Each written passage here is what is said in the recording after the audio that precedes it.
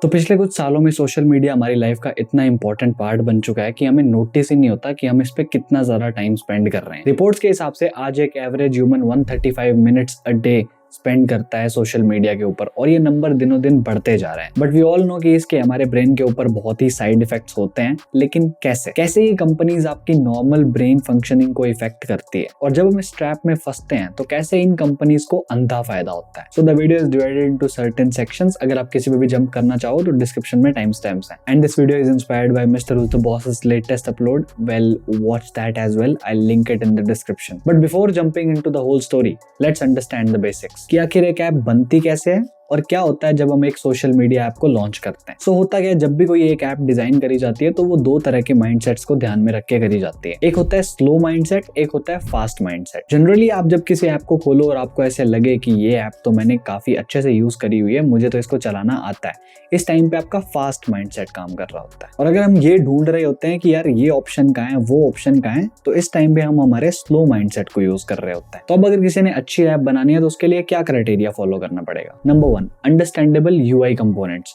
और दूसरा होगा एक बहुत ही अच्छा इंफॉर्मेशन आर्किटेक्चर। तो यूआई तो चलो समझ में आता है, लेकिन अब ये इंफॉर्मेशन आर्किटेक्चर क्या होता है, एग्जांपल से समझते हैं। इस चीज को सबसे बेस्ट एक्सप्लेन करा जा सकता है इंस्टाग्राम के एग्जांपल से। तो जब भी आप इंस्टाग्राम खोलते हो आपको सारे ऑप्शंस अपने सामने मिलते हैं। फीड सामने होती है, स्टोरीज हमारे ऊपर होती है, नीचे हमारे एक्सप्लोर सेक्शन होता है, रील्स का बटन हमारे सामने होता है, और इवन हमारा खुद का प्रोफाइल आइकन भी हमारे सामने ही होता है। तो इंस्टा जितने भी मेजर ऑप्शंस प्रोवाइड करता है वो सारे इंस्टाग्राम खोलते ही हमारी आंखों के सामने होते हैं। यानी कि जो इन्फॉर्मेशन है, उसकी जो प्लेसमेंट है, उसका जो आर्किटेक्चर है, वो बहुत अच्छे से बनाया गया है। तो जब भी आप इंस्टाग्राम खोलोगे आपको किसी चीज का रेजिस्टेंस नहीं होगा, हर एक चीज आपके सामने होती है। तो ये चीज इंटेंशनली करी गई है।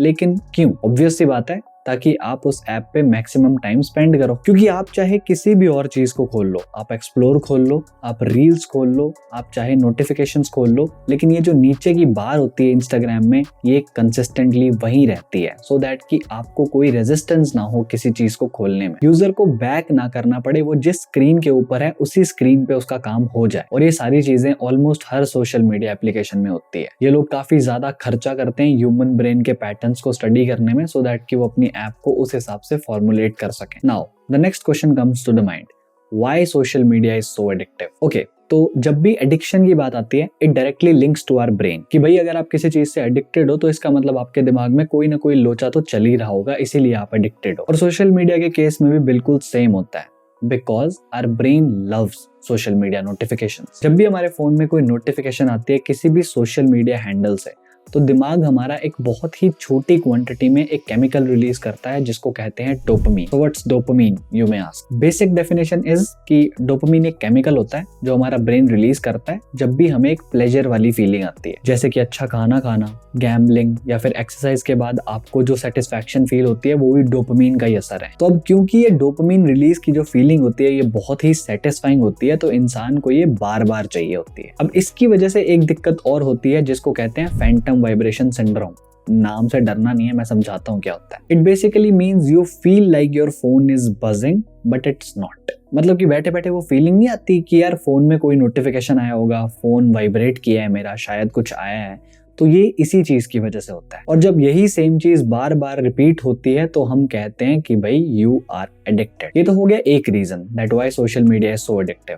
Let's move on to the second half of the story. इस चीज पे काफी ज्यादा रिसर्च हो चुकी है कि जो भी लोग सोशल मीडिया पे कुछ अपलोड करते हैं, चाहे स्टोरी है, चाहे पोस्ट है, चाहे कुछ भी है, वो एक काफी सिमिलर एक्सपीरियंस होता है एक ड्रग के। और इसके पीछे रीजन ये है क्योंकि जब भी हम कोई फोटो अपलोड करते हैं हमें नहीं पता होता इस पे लाइक्स आएंगे या नहीं आएंगे, और अगर आएंगे भी तो कितने आएंगे। And this is the unpredictability of the process which makes it so addictive. क्योंकि अगर हमें यही पता होता कि जब हम पोस्ट करेंगे 1000 लाइक्स आने हैं, ओके फाइन, तो फिर ये चीज इतनी इंटरेस्टिंग रहती ही नहीं। फिर हमें चीजें पहले से पता होती, लोग यूज करना ही छोड़ देते क्योंकि सब चीजें पहले से प्रेडिक्टेबल है। पर this is not the case. उन्होंने इस चीज को ऐसा बनाया ताकि हमें सोशली एक्सेप्ट होने की चुल रहे। और यही रीजन है that we put our best edited photo on Instagram. क्योंकि हमें पता है चाहे इस फोटो को बहुत ज्यादा लोगों ने ना देखना हो, लेकिन कुछ गिनती के लोगों ने तो देखना ही है। But when it comes to Aadhaar card, the story is completely different altogether. So this was the second reason for a person जो कि कंटिन्यूसली या फिर नॉर्मली अपलोड कर देता है फोटोज को, और जो नहीं अपलोड करता उसके लिए बिल्कुल वही सिंपल सी कहानी है, dopamine and the Phantom vibration syndrome. तो अब हमें कॉज पता लग गया कि ह्यूमन ब्रेन अगर ऐसा कुछ करता है तो वो क्यों करता है। तो इसका मतलब अब हमें एक्चुअल प्रॉब्लम पता है। So now we can talk about the solution. इस एस्पेक्ट पे बात करने से पहले मैं एक चीज क्लियर कर देता हूँ, हर कोई इंसान एडिक्ट नहीं होता। ऐसे भी बहुत लोग होते हैं जिनको ये फील होता है कि क्या फालतू चीज कर रहा हूं मैं। उनको ये पता होता है मैं कुछ प्रोडक्टिव नहीं कर रहा, लेकिन उन्हें ये भी पता होता है कि मैं कुछ फालतू चीज कर रहा हूं। उनको ये आइडिया होता है कि मैं अपना टाइम वेस्ट कर रहा हूं, मतलब मैं कंटिन्यूसली सिर्फ स्क्रॉल ही करी जा रहा हूं। तो ऐसे लोगों को मैं एडिक्ट नहीं बोलूंगा, क्योंकि उनके अंदर एक गिल्ट की फीलिंग होती है कि मैं कुछ प्रोडक्टिव नहीं कर रहा। तो अब क्या किया जाए? देखो, बहुत ही सिंपल चीज है, इसकी प्रॉब्लम में ही इसका सोल्यूशन है। प्रॉब्लम क्या था कि जिस तरह से इन एप्स को डिजाइन करा जाता है, जिस तरह से इनका आर्किटेक्चर रखा जाता है, हमें कोई रेजिस्टेंस फील नहीं होती। ऐप खोलो और सारी की सारी चीजें आपके सामने एक सिंगल टैप में एक्सेसिबल है, आपको बैक भी नहीं करना पड़ता। This was the problem. So the best way to get rid of this is log out. जब भी आपको लगे कि आपका ज्यादा हो रहा है, अकाउंट को लॉग आउट कर दो, सिंपल। और अपना पासवर्ड रखो कुछ 20 लेटर्स का, काफी कॉम्प्लेक्स सा, और उसको इतना कॉम्प्लेक्स रखो कि आपको वो याद ना रहे, आपको उसे किसी कागज पे लिख के रखना पड़े। कागज पे क्यों लिखना है? बिकॉज अगर आप फोन में कॉपी पेस्ट कर लोगे तो फिर रेजिस्टेंस जो हम क्रिएट करना चाह रहे हैं उसका एसेंस ही खत्म हो जाएगा। तो इस सिंपल से एक्ट से होगा क्या? वही रेजिस्टेंस आएगा। आपको पता लगेगा जब आप नेक्स्ट टाइम उस ऐप को खोलोगे कि भाई मैंने किसी वजह से इस चीज को लॉग आउट करा था, और अब अगर मेरा काम वगैरह सब कुछ हो गया है तो अगर मैं चलाना चाहता हूं तो मेरे को वो लंबा सा पासवर्ड कागज से उठा के फिर डालना पड़ेगा, यानी कि और ज्यादा रेजिस्टेंस आ गया। और इंसान इतना आलसी है कि वो एप्लीकेशन ही बंद कर देगा। शायद ये पेपर पे पासवर्ड लिख के रखने वाली चीज किसी किसी को ओवर लग रही होगी, तो आप सिर्फ लॉग आउट ही कर दो, वही काफी है। और ये एप्स काफी चालाक होती हैं, वो आपका डेटा सेव करके रखती हैं सो दैट कि वन टैप लॉग इन हो सके, ताकि रेजिस्टेंस घट सके। हमें रेजिस्टेंस बढ़ाना है, हमें ये वन टैप लॉगिन वाला फीचर ही बंद कर देना है। प्रॉपर पासवर्ड के बिना आपका कोई भी सोशल मीडिया हैंडल खुलना ही नहीं चाहिए। ये एक सिंपल सा एक्ट आपकी किसी भी सोशल मीडिया एडिक्शन को खत्म कर सकता है, and this method is tried and tested, because मैं इन्हीं में से एक हूँ। बाकी जो भी लोग ये सोचते हैं कि एक थोड़ी टाइम लिमिट फिक्स कर लेते हैं कि भाई आधा घंटा ही चलाऊंगा, उनके लिए भी मैं आपको एक चीज बताता हूँ। देखो, everybody has their own time limits. For example, अगर आप एक बहुत ही बिजी इंसान हो, आपको पता है आपके पास टाइम कम है, लेकिन आप फिर भी बैठ के रील स्क्रॉल करे जा रहे हो, तो डेफिनेटली आपको टाइम लिमिट सेट करने की जरूरत है। और दूसरे ऐसे लोग होते हैं जो ऐसा सच कुछ कर नहीं रहे होते, उनके पास काफी टाइम होता है, तो उनके पास और भी चीजें होती हैं लाइफ में फिगर आउट करने के लिए कि मैं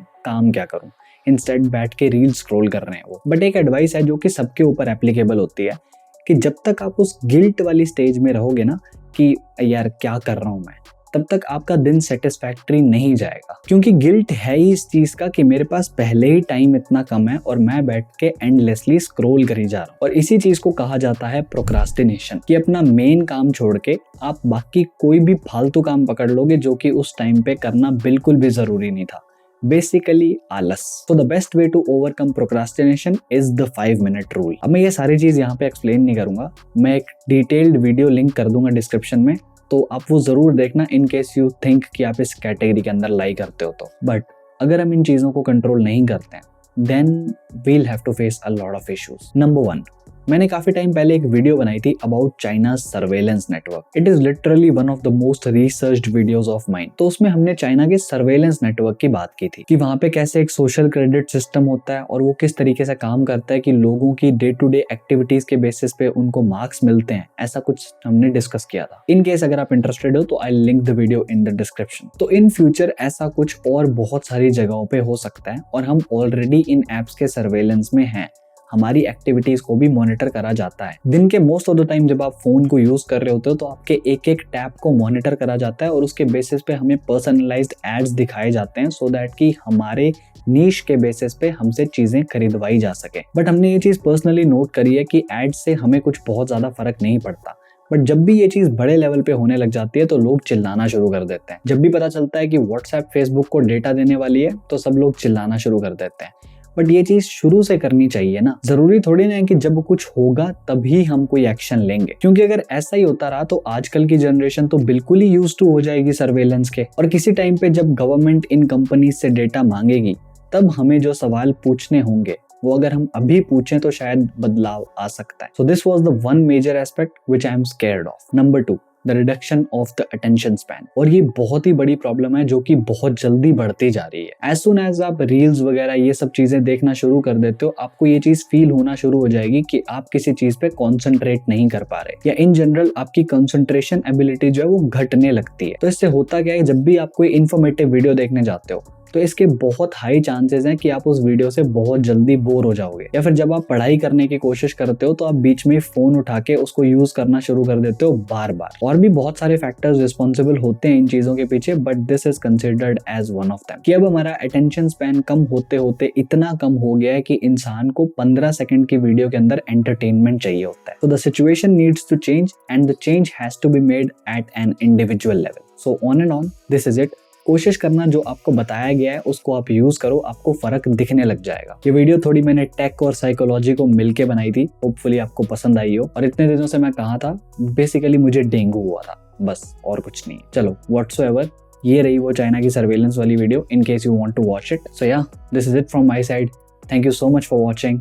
आई am Divyanshu and I am on leave till the next one. Bye bye.